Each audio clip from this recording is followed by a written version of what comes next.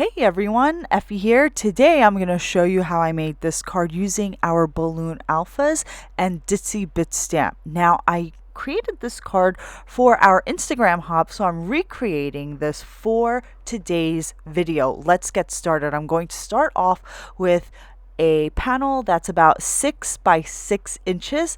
It's slightly larger than 6 inches. It's about like 6 and 1 or 2/8 inches. If you're not sure, you can take the coordinating die for the balloon alphas and measure out your panel that way. So let's get started with stamping. This is our 9 by 12 inch balloon alpha set. I'm going to take the more solid, larger alpha layer, and I'm going to stamp this in our crystal pewter dye ink. I'm using my original size Misty for stamping. So this is the first layer. This is how it looks. Really nice light gray. Now I'm going to take the second layer of the alphas and stamp this in our light onyx dye ink.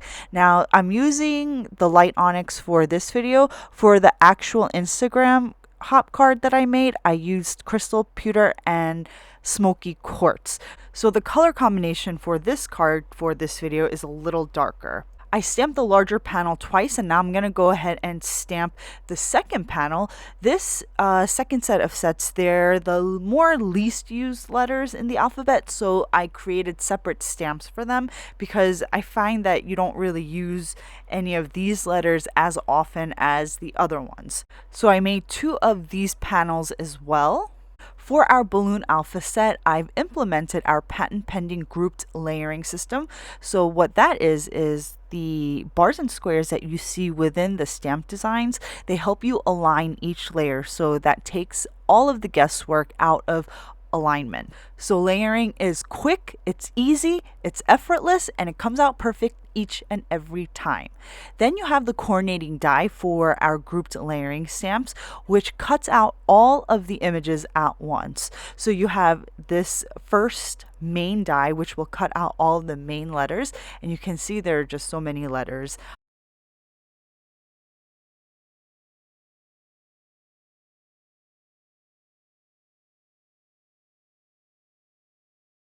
For today's card, I need to spell out the word anniversary, so I did have to stamp 2 panels of each. So that's why you see so many letters on my desk. But once all the stamping and die cutting for the balloon alphas was complete, I'm moving on to my Ditsy Bits. Now, this is also a patent pending grouped layering stamp. I have a bunch of panels already pre-stamped, but I'm gonna go ahead and die cut a yellow panel because I always seem to need some extra yellow florals.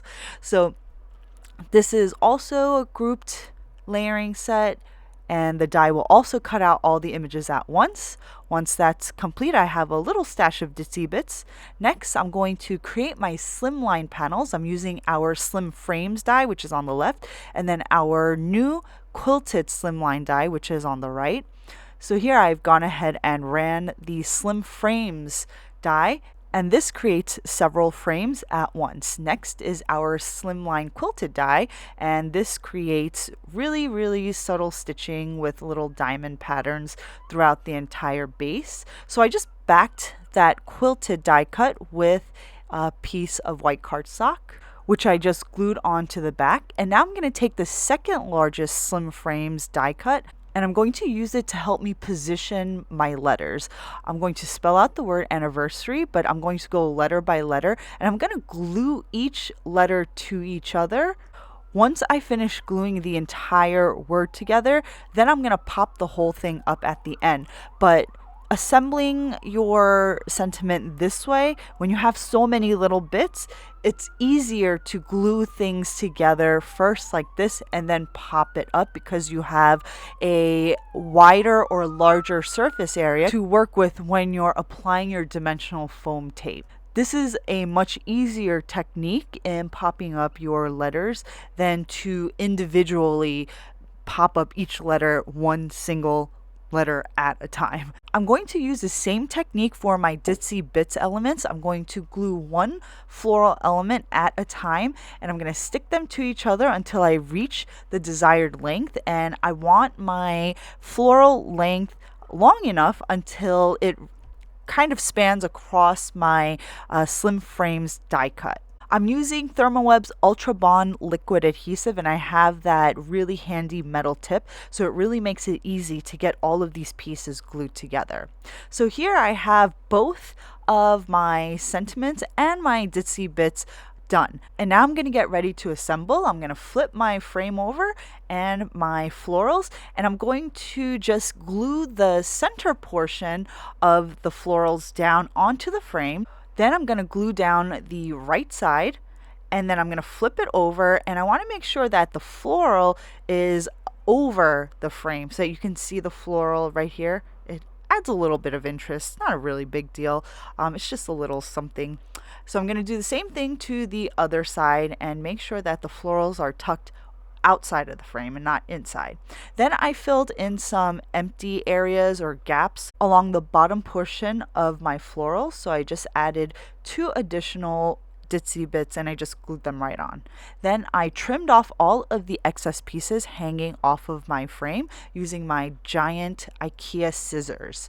Then I cut my dimensional foam tape into very narrow strips and I applied them behind my frame. After I applied this foam tape to all 4 sides, I cut some additional narrow strips and I used this to apply behind my florals. You want to make sure you get the bottom portion of your florals and not the top portion, because we are going to be tucking the letters, the anniversary letters, behind some of the florals, and you don't want to block the area where the letters are going to be. Next, I popped up this beautifully assembled piece onto my Slimline quilted cover plate die cut. So here you can see how I'm going to tuck that anniversary behind the flowers, and some of the bottom portions of the anniversary parts are going to come under the top portions of the florals.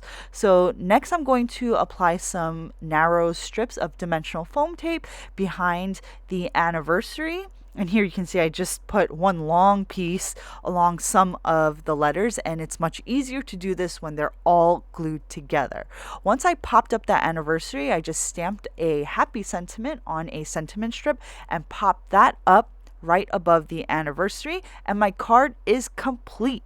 I hope you guys enjoyed today's project and video. So you can see here I used the crystal pewter and the light onyx dye inks for the letters for this card that I pull up right here.